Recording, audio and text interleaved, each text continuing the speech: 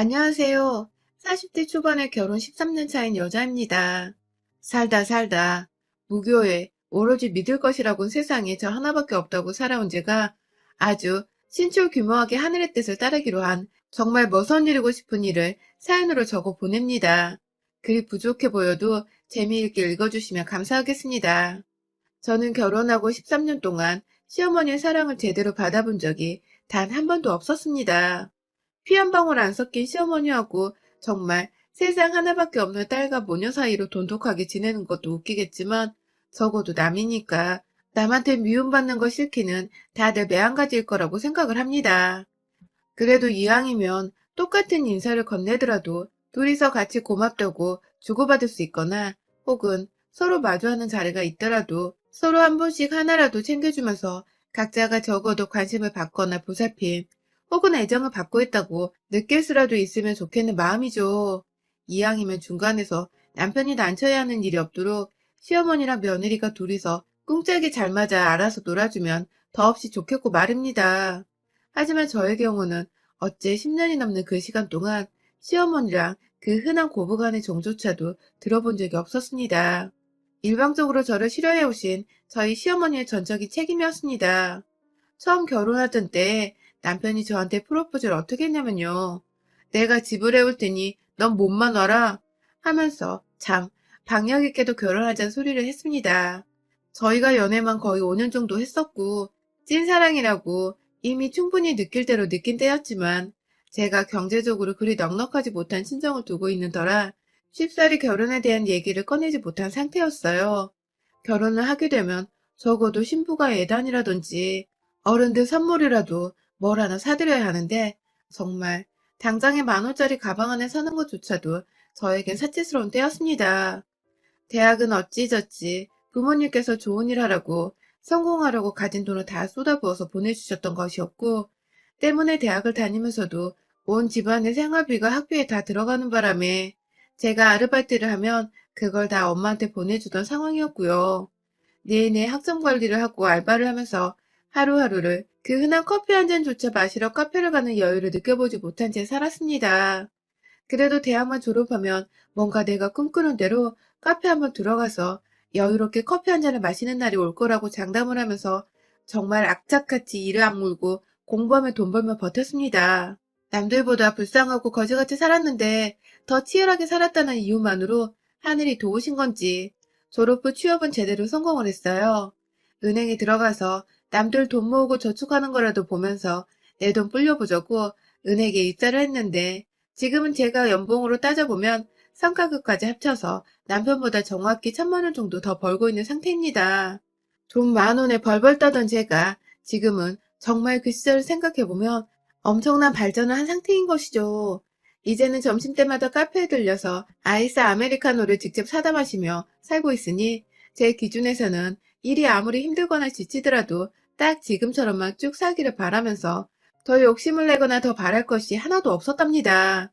하지만 지난 젊었던 시절에는 그게 아니었어요. 취업을 하긴 했는데 출근할 때 들고 갈 만한 가방이 없어서 제가 대학 때 메고 다니던 책가방을 들고 다녔습니다. 첫 월급 받자마자 더 복 많이 들어오라고 부모님 내복 사드렸고 남은 돈 중에서 처음으로 길거리에서 파는 3만 원짜리 가방을 큰맘 먹고 샀답니다. 그게 그렇게 좋아서 싸구려에 들면 들수록 빗바래져 가는 그걸 좋다고 들고 다녔었죠.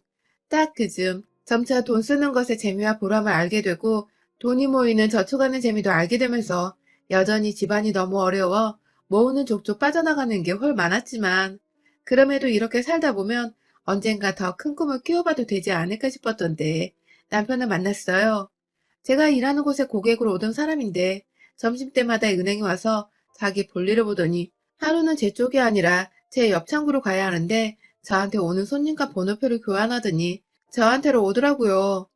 순간 이 사람 뭔가 싶었는데 그때 남편이 저한테 반해서 점심때마다 은행에 계좌 확인을 하러 왔었다며 좋아한다고 쪽지에 적어서 건네주더라고요. 참 영화 같기도 했고 순간 제가 무슨 로맨틱한 드라마 속의 주인공이 되어버린 줄 알았습니다. 남편은 그 근처에 직장을 다니던 평범한 회사원이었고요. 그렇게 저희는 퇴근을 하고 나면 누가 먼저 끝나더라도 중간 지점의 카페에서 만나 커피를 마시면서 수다를 떨고 시간을 보내다가 집으로 돌아가곤 했어요. 거의 매일같이 그런 식으로 데이트를 하다가 그즈음 남편이 자취를 시작하면서부터 저희가 커피값 아끼자고 남편 자취방에 가서 커피를 만들어 먹거나 저녁을 먹으면서 또 오래도록 연애를 했어요.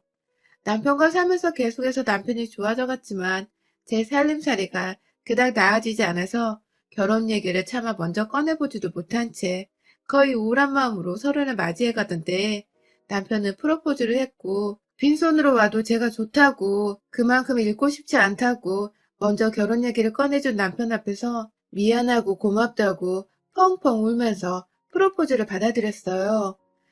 하지만 돈 없이 결혼하겠다고 오는 며느리를 과연 어느 시부모님이 마냥 환영한다고 두 팔 벌려 안아주실까요? 시부모님은 남편에게 미리 저의 가정 형편에 대해서 전해 들으셨는지 처음 저희 부모님을 모시고 상견례 자리를 갔던 때부터 부모님의 얼굴을 하대하듯 스쳐 쳐다보시고 대화도 잘 나누려 하질 않으셨어요. 밥만 먹다가 결혼 준비 얘기가 나오면 그거 우리 돈 다 나가는 건데 사돈이 알아서 뭐하게요? 라는 말까지 하시면서 저희 엄마 무안을 주시는 바람에 남편과 제가 참 당황하기도 했고 전 솔직히 남편에 대한 사랑이고 뭐고 그 자리에서 박차고 일어서려 했습니다. 내가 돈이 없으면 없지 이런 취급을 받아가며 대감집에 팔려가듯 결혼을 해야 하나 싶어서 엄마 아빠한테도 참 미안하고 서럽더라고요. 그런데 예상치 못한 전개가 흘렀습니다. 시아버지가 돌아가신 겁니다. 한순간에 아버지를 잃은 남편도 그렇고 시어머니도 그렇고 한동안 결혼 얘기를 입 밖으로 꺼내기도 힘들 만큼 모두가 정신없이 힘들었습니다. 그리고 힘들어한 남편은 저에게 더 많이 의지를 하게 되었고 모든 게 조금씩 정상으로 돌아가기 시작하던 때에 저희는 결혼하게 되었어요. 시어머니도 남편마저 떠난 마당에 혼자서 저에 대해 싫다고 마냥 미룰 수가 없으셨는지 결혼에 대해 그냥 해버려 하면서 덜컥 승낙을 해버리셨습니다. 어떻게 보면 저희 두 사람은 정말 100% 마음에서 우러난 시어머니 허락을 받은 게 아니었던 것이죠. 그리고 그 후유증 혹은 불안감은 결혼 생활을 시작하면서 드러났습니다. 시어머니께서는 시아버지가 돌아가신 것이 전적으로 저에게 책임이 있다고 밥 먹듯이 말씀을 하셨습니다. 결혼식장에서도 시작하고 나서야 나타나셨던 시어머니. 결혼식이 끝나고 둘이서 신혼여행을 다녀온 후 인사를 드리러 갔던 날에 시어머니는 밥 생각이 없다고 저희를 그냥 돌려보내셨습니다. 저희가 당시 남편이 혼자 살고 있던 집에서 신혼집을 차리고서 가까이 있던 회사로 출퇴근을 쉽게 하고 있었는데요. 전화를 드리면 어머님이 바쁘다고 피하거나 만나는 것 자체를 거부하는 바람에 제가 남편과 함께 금요일 저녁이 되자마자 시댁으로 간 적이 있었어요. 그런데 어머님께서 문 열고 제가 서 있는 것을 보자마자 아유 재수없어 부정타 하면서 문을 쾅 닫아버리셨습니다. 그 바람에 저와 남편은 시댁 앞에서 문전박대를 당하고 한참을 서 있으면서 시어머니 이름을 애타게 부르다가 결국 집으로 돌아갔고 나중에 시어머니가 남편한테 보내온 문자가 아주 가관이었습니다.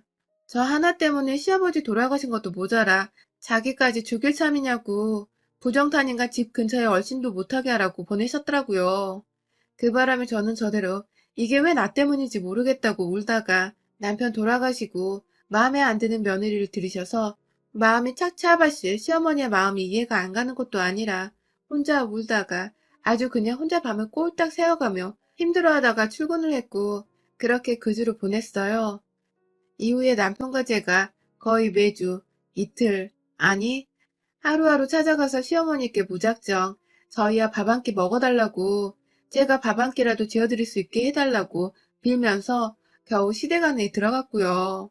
시어머니는 정말로 밥 한 끼를 만들어주기만을 바라셨는지 밥을 다 차리고 나니 저는 혼자 나가라고 아들과 둘이서만 밥을 먹고 싶다고 하셔서 저는 정말로 집을 나갔어요. 그냥 시어머니가 말씀하시는 대로 독한 말을 하시며 제 마음에 비수를 꽂아도 다 제가 감당해야 할 몫이라고 생각을 하며 따르기만 했습니다. 직장 생활을 하느라 힘들었는데도 틈만 나면 시어머니의 마음을 어떻게든 열어보려고 참 부단히도 시댁 문턱을 넘나들며 찬바람 쌩쌩 불고 마음껏 무시하는 걸 다 받아들이고 참았습니다. 제가 시어머니와 처음으로 한 공간에 오래도록 있어 본 것은 다름 아닌 그로부터 2년 후 제가 아들을 낳고 난 후였습니다. 아이가 태어나면서 시어머니는 그래도 손주가 보고 싶으셨는지 병원까지 찾아와서 아이를 직접 안아보기까지 하셨어요. 아이가 제 눈에 봐도 남편을 참 많이 닮았었는데 그게 그렇게 좋으셨는지 처음 보는 애교를 부르시면서까지 아이에게 한없이 다정한 할머니시더라고요. 제 딴에는 내 아이가 복덩이구나 싶어서 아이를 계기로 시어머니와 좀 더 가까워지고자 결심을 했는데 아쉽게도 그러지 못했습니다. 여전히 시어머니는 남편 혹은 저희 아들만 보면 좋아라 하셨을 뿐 그 후에 제가 2년 차이로 딸아이도 낳았는데요. 딸아이는 병원에 오시지도 않았고 심지어 어머니 집에 가도 딸아이는 한번 안아보지를 않으셨죠. 제가 싫어서 제 딸아이까지 싫어한다는 것을 제가 누구보다 잘 알고 있었고 아이들과 남편도 차별을 느꼈는지 시댁에 가는 걸 굉장히 불편해했지만 저는 적어도 결혼하고 10년을 노력하고 아이들을 할머니에게 보여드리고 하면 없던 정도 생기시지 않을까 싶어서 해마다 명절은 물론이고 어머님 생신, 아버님 기일 등 주기적으로 시댁을 찾았어요. 하지만 해가 지날수록 어머님의 차별은 더욱 심해져 갔습니다. 급기야 그냥 데려오지 말라는데도 꾸역꾸역 저와 딸아이를 데리고 온다면서 남편을 향해서 욕을 한 바가지 했다가 저희 아들한테 너네 엄마가 사람도 죽이는 부정덩어리야 하면서 제 흉을 보셨고 그 바람에 남편이 애 데리고 뭐하는 짓이냐며 아들을 데리고 나가려다가 시어머니가 아들을 막 붙잡는 바람에 중간에서 애가 겁을 된통 먹고서는 한동안 시댁에 가는 걸 겁나했던 적도 있었습니다. 시어머니 하시는 꼴을 보니 아이들을 더 이상 데리고 가면 안 될 것 같아서 저도 그때부터 애들 생각하며 발길을 끊으려고 했는데 또 그러면 시어머니는 전화가 와서는 왜 손주 안 보여주냐면서 네가 나한테서 아들도 모자라 손주도 뺏어가려 하냐면서 부정타는 년이라고 막말을 한참 해대시는 바람에 그게 또 겁난다며 저는 쪼르륵 애들 데리고 달려가곤 했었습니다. 그러다 나중에는 아예 딸내미는 시댁에 데려가지도 않았어요. 차라리 아이에게 엄마 욕하는 험악한 할머니의 모습을 보여주지 않는 것이 안 데려가서 서운해하는 것보다 훨 정서적인 면에서 나으니까요. 한 번은 저희 딸아이가 초등학교에 입학하기 전 저 없는 사이에 애 아빠랑 오빠 손잡고서 할머니 집을 따라간 적이 있었는데요. 남편은 제가 없으면 그래도 어머님이 순수하게 아이를 받아들이실 줄 알고서 자기 딴에는 계획적으로 접근을 해본 것이었는데 집에 들어가자마자 어머님이 저희 딸을 그냥 빤히 아주 빤히 쳐다만 보셨더랍니다. 저희 아들이 뭔가 이상하다며 할머니 왜 그렇게 내 동생을 쳐다봐요? 하고 물어보니까 저거 속에 귀신이 쳐들어갔는지 안 들어갔는지 확인을 해야 한다면서 절대 귀신이랑은 눈싸움으로 지면 안 되는 거라며 애를 그냥 무섭도록 귀신 얘기를 자꾸만 해드시면서 노려보셨다더군요. 그로 인해 저희 딸이 지 몸에 귀신 들어간 거 아니냐면서 오빠를 붙잡고 남편을 붙잡고 울고 불고 난리가 났고 아들도 동생 우는 거 보고서 왜 할머니는 내 동생한테 귀신 얘기를 하냐면서 얼싸안고 울고 진짜 눈물 없이 볼 수 없는 광경이었다더군요. 남편이 겨우 그 상황에서 애들을 데리고 시댁을 나오면서 상황은 일단락이 되었고 집에 오자마자 아들이 할머니하고 있었던 일을 다 설명해 주느라 저는 상황을 전해 듣게 되었고요. 남편이랑은 그날 정말 치고받고만 않았을 뿐 죽이겠다는 심정으로 싸웠네요. 왜 나 하나 때문에 우리 딸이 애 취급도 못 받고 귀신 취급을 받고 있냐면서 당신은 당신 딸이 그런 취급받는 걸 도망치는 걸로만 해결을 하냐면서 따지기도 했고 이렇게 힘들고 사람 취급 못 받고 살 줄 알았으면 나 그냥 애초에 결혼을 안 했을 거라며 지금 나 혼자 벌어먹고 살아도 잘 살 수 있었을 텐데 왜 내가 이 고생을 하냐며 마음에도 없는 소리를 남편한테 해대면서 남편 가슴에 붓을 박았습니다. 그렇게라도 하지 않으면 시어머니가 하는 말과 행동들이 너무 당연시 여겨질 것만 같아서 제가 어떻게든 그 짓을 남편한테 따져야 했습니다. 그때부터는 제가 아예 지친다면서 시댁으로 발길을 완전히 끊어버렸고 저희 딸과 아들이 누구보다 그걸 좋아라 했습니다. 남편은 자식된 도리는 해야 하지 않겠냐며 혼자서 명절 때만 잠깐 시댁을 왔다 갔다만 하는 정도였고요. 그런데요, 참, 이게 코로나로 사람 심리가 뒤바뀐 것인지 갈 수 있을 땐 그렇게 오지 말라고 하더니 정부에서 가지 말라고 해서 정말 못 가는 상황이 되어버리니 왜 안 오니? 하면서 저희를 찾더라고요.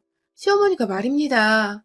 처음엔 당연히 남편하고 아들만 찾는 건 줄 알고 남편한테 아들이라도 데리고 다녀오라고 했는데 남편의 말로는 시어머니가 저희를 다 같이 불렀다고 하시더라고요.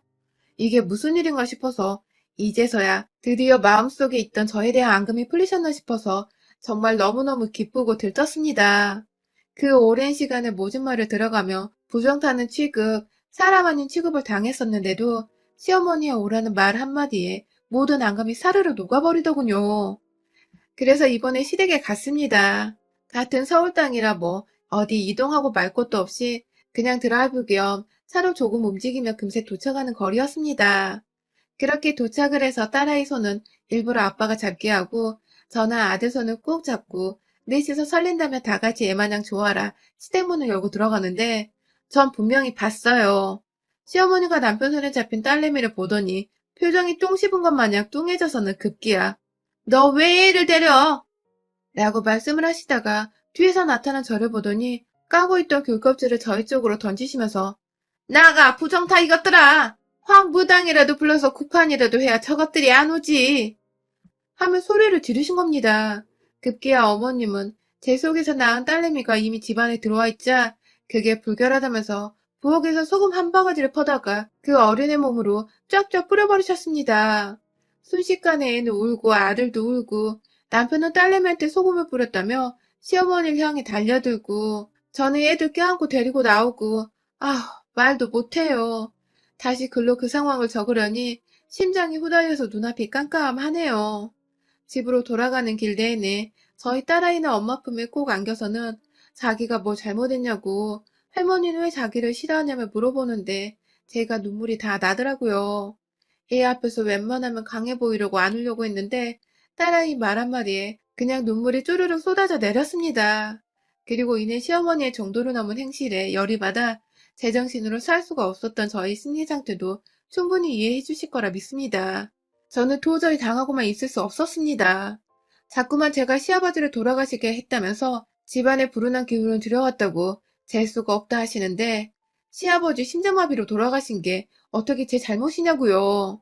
남편은 결혼하고 나서 은행원이 저한테 돈 맡겨놓고 전보다 저축도 잘하고 사는 것도 훨 안정적이게 되었다며 오히려 결혼을 천번만번 잘했다고 하고 있고 저는 저대로 결혼하고서도 직장에서 승진도 꾸준히 했고 친정에 돈을 보내드리며 장녀로서 해야 할 의무도 다하며 마음 씩씩하게 잘 살고 있는 사람이었습니다. 우리 애들도 엄마 아빠 말 잘 들으며 순하게 커주고 있어서 더 바랄 것이 없는 지금인데 자꾸만 옆에서 긁어 부스럼을 만들며 한바탕 집안을 쑥대밭으로 만드는 시어머니가 오히려 저희에겐 악귀이고 불운이었습니다. 다른 사람도 아닌 제 딸한테 아직 초등학교 졸업도 안 한 이 어린애한테 소금 테러라니. 무당 불러서 구판하고 쫓아내려 한 시어머니의 콧대를 완전히 납작하게 해줘서 제가 더 이상 쉬운 며느리도 아니고 내 새끼도 함부로 대할 만한 존재가 아니라는 걸 분명하게 일러줘야겠더라고요. 저는 그날 온 가족들을 집으로 보내놓고 혼자 패딩으로 꽁꽁 싸매고서 집 밖으로 나갔습니다. 제가 종교를 믿지 않아서 어디다 당장 도움을 구해야 할지 몰랐지만 무작정 생각나는 대로 우리 아파트 마당발이자 부녀장님 집으로 찾아 들어갔습니다. 아는 무당 있냐고 저렴한 무당 아무나 소개해달라고 하니 부녀회장님이 무슨 일이냐고 이유를 물어보시다가 제가 그간 겪은 10년치 씹사리를 고발하니 부녀회장님은 씩씩거리면서 뭐 그런 옆에 내가 다 있냐고 저희 시어머니 욕을 같이 해주며 자신이 잠보러 가는 무당을 소개해줬어요. 저는 그 무당의 연락처를 받아내고 돈을 더블로 드리겠다며 연휴지만 다음날 바로 고판을 좀 버려달라고 저희 시어머니 집에서요. 시어머니가 문을 열자마자 밀쳐내고 집 안으로 쳐들어가서는 무당은 무당대로 준비해온 구판 재료들을 가지고 온 집안에 깔아놓더니 급기야 제가 부탁한 대로 말도 안 되는 글씨가 적힌 부적 100장을 만들어 오셔서는 집안 곳곳에 그 부적을 붙이기 시작했습니다. 아주 그냥 뭘 모르는 제가 한눈에 봐도 이 집에 귀신이 안 들러붙으면 이상할 정도인 듯 아주 으스스하고 불결해 죽겠는 정도로 집안 가득 시뻘건 부적을 붙였고 기겁을 하며 바라보고 있던 시어머니는 급기야 저한테 네가 귀엽고 푸르는 몰고 온다 하면서 사람 아닌 취급을 또 하시는데 그게 또 재수가 없는 바람에 저는 바로 시장하세요 라고 무당한테 신호를 보냈습니다. 그러자 무당은 기다렸다는 듯이 온몸을 흔들어대면서 시어머니를 향해 들고 있던 부채를 치켜 올리더니 어깨를 막 내리치기 시작하면서 물러나라 와 하면서 귀신 들러붙은 사람한테 고판을 지르는 것 마냥 흉내를 냈습니다. 그 바람에 시어머니는 나한테 무슨 짓이냐고 막 방 안으로 도망가고 베란다로 뛰쳐가고 그런 시어머니의 뒤를 용케도 따라잡은 무당은 지체할 것 없이 부채로 내리치면서 급기야 호주머니에서 꺼낸 방울을 들고 막 머리채를 흔들면서 악기야 물러가라 하며 삿대질을 시어머니를 향해 하는데요. 그 종소리는 제가 들어도 정말 오싹하더라고요. 그 와중에 무당은 칼이 어딨더라? 하고는 들고 온 가방으로 걸어가는데 뒤에서 시어머니가 무당 다리를 붙잡고는 참으세요 라고 빌더군요. TV에서 보는 그 작두를 생각했는지 막 제발 저 좀 살려주세요. 우리 집에서 이러지 말아요. 하면서 무당 아래 매달려서 한참 끙끙거리시는데 그 와중에 무당이 가방 안에서 꺼낸 건 바로 장난감 칼이었습니다. 시어머니는 시겁했다가 그 칼을 보고는 여태 상황 파악을 못하시다가 자기 눈을 의심하며 칼을 쳐다보더니 그제서야 이것들이 장난하는 걸 알고 긴장이 풀렸는지 풀린 다리로 그대로 바닥에 주저앉았고요. 저는 무당이랑 같이 짐 챙겼습니다. 여전히 집안에는 한가득 부적이 붙어있고 완전히 귀신이 와도 무섭다고 못 들어올 정도로 으스스하고 신내림 받을 듯한 분위기였는데 부적은 어머님이 알아서 떼세요. 소원대로 저는 무당불로 곧 해드렸습니다. 또 굿소리 하면 그때는 귀신 불러오라고 고판 버릴 거니까 각오 단단히 하세요. 하고는 깔깔거리며 무당과 현관 밖에서까지 웃음소리를 내다가 임무 수행 완료했다며 동고래를 마치고는 집으로 돌아왔습니다. 그날 시어머니는 남편한테 문자로 다시는 안 와도 된다. 나 혼자 죽을 테니 제발 너희들은 집에 오지 말아주라. 라고 애원할 테니 부탁이라고 문자를 보내셨고 무슨 일이 있었냐는 남편을 대신해서 제가 대신 답장을 해 어머님 감사합니다. 라고 한줄 답장을 했네요. 덕분에 저는 시어머니 코를 납작하게 해주고는 더 이상 얼굴 보고 사과할 것도 없이 인연을 완전히 끊어버리게 되었습니다. 당분간은 남편도 자식들 상처받은 것에 화가 단단히 난 바람에 어머님은 정말로 우리 식구 얼굴 한번 못 보고 한동안은 사셔야 할 것 같네요. 여러분의 생각은 댓글로 남겨주세요. 오늘도 시청해주셔서 정말 감사합니다.